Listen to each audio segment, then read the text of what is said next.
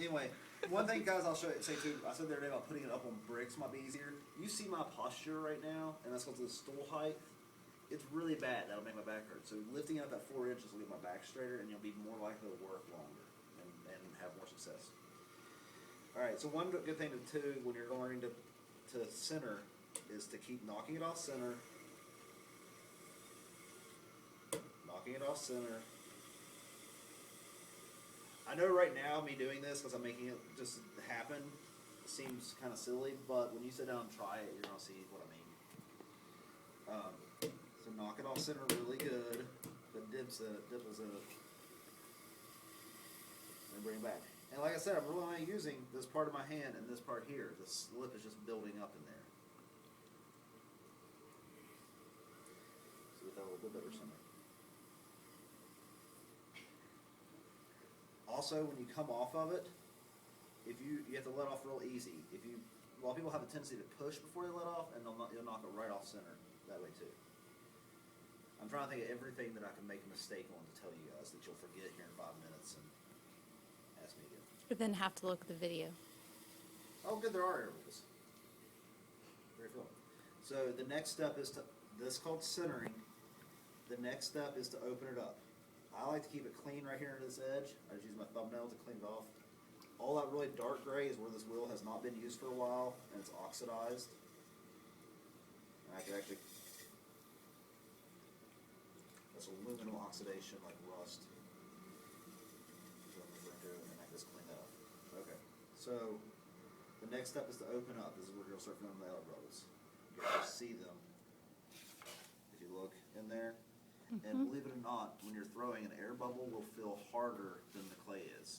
It'll push back against you and throw it off center. So the first thing I'm going to do is I'm going to take my fingers, see how I've got them right in the center. Here I'm popping. Push down. Ideally, you would not have that little cone form. I usually do.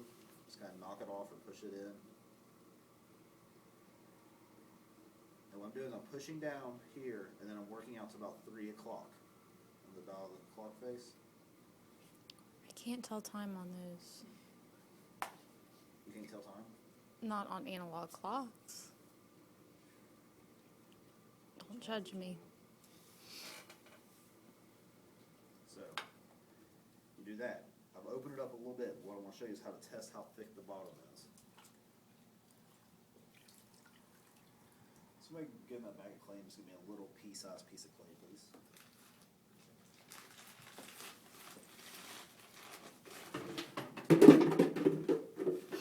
This might help. So this is where the towel comes in handy. Something more. The towel comes in handy because you can wipe your hands off on it. The needle tool. Yay! If I do this and poke through it, you can, but it's a little hard to tell that. Your finger might slide them down. What is a good trick is take a little bit of a dry piece of clay, slide it up on there, and that shows you. See how thick that is? A little bit better than 1/4 of an inch. That's a good thickness because by the time I'm done, it's going to get a little bit thinner. So, that's good. What I want to do now is pull back. This is where you can, if you want to, and you can actually do it when you're opening too. Start using your sponge. The sponge will act like a buffer to keep you from pressing too hard in one spot and not hard enough in another.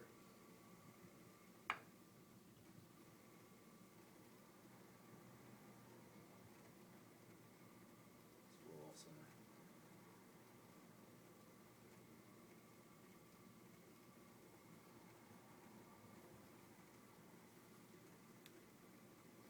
I want you to open it up. I don't know why I did that.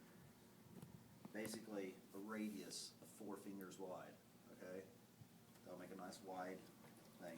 And like I said, this is just the first thing is just to learn how to do all these basic steps. So the other ones you're not struggling with learning that while learning more advanced forms. The wall's still kind of thick right now. That's fine. I'm gonna take the sponge, make the bottom nice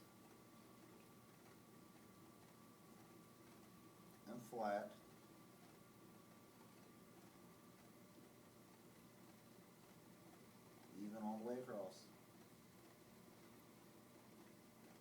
Also notice the wheel speed. When I was centering, I was going as fast as it would go pretty much. Now I'll slow down to about half speed or so.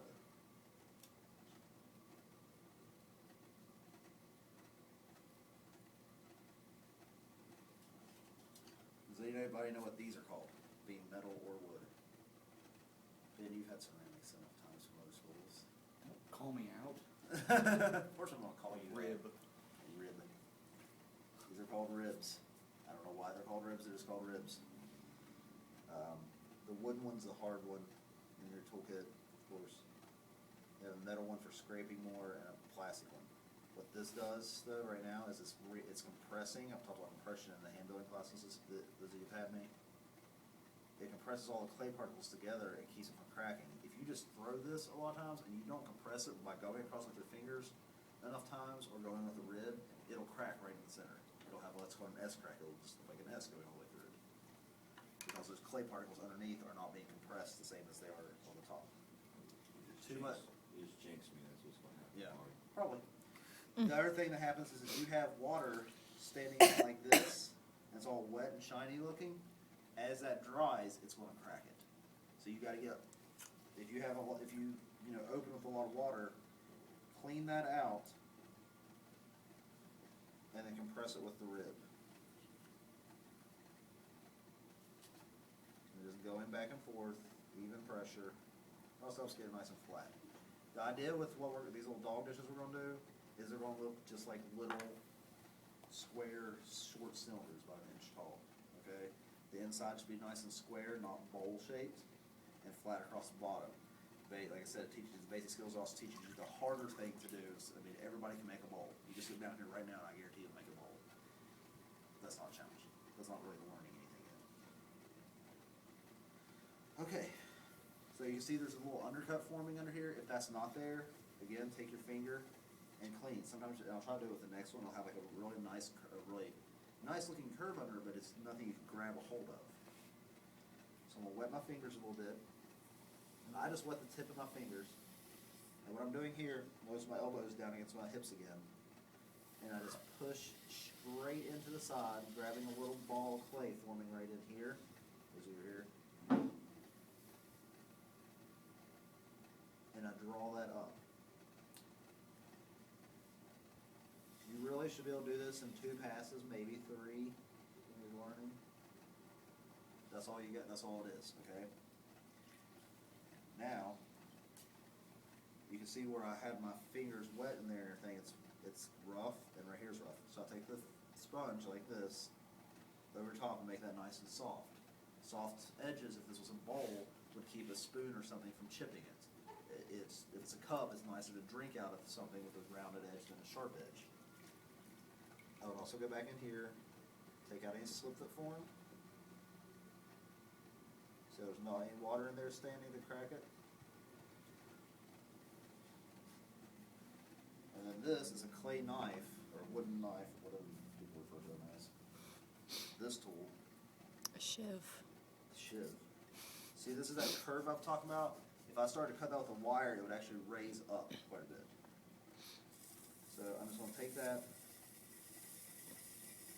get underneath of it, and make a little groove. That also gives a place, if it was glazed, for the glaze to stop, and it won't run to the foot.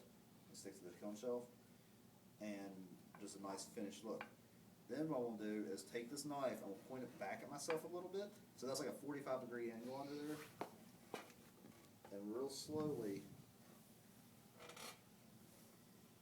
let that scrape off and get under it. You see how that has that nice undercut under it now? Refer to it as undercut. Get rid of that. I'll show you guys. See, that's how thick it was when I started. By the time I was done ribbing across it and everything, it lost about 1/3 of it. Okay, so don't make it too thin, because going under it with the wire is also going to make it lose a little bit. If you put a hole in it, all it takes is just kind of blending it back together with your tool or with your finger. And then stretching this really taut, slide under it, okay? And clean off. Be careful on these wires, you guys, but as the semester goes on, they get worn. The cable will break and you'll get a really blunt little wire that will stick you in the finger and hurt like the dickens. And then for these, pick them up like this. Doesn't matter if they distort a little bit. Lay them on there. It's a little right. If it goes a little oval, go 90 degrees away from it. You kind of do that, and it'll pop back into shape. See, the idea here is to get that done and get it off the wheel without distorting it too much. Dry hands, clean your hands off, towel them, pick it up. You see how it lost that thickness of clay off the bottom, so that's why you don't want to go too far. Okay, I'm gonna do another one. Is there any questions on any of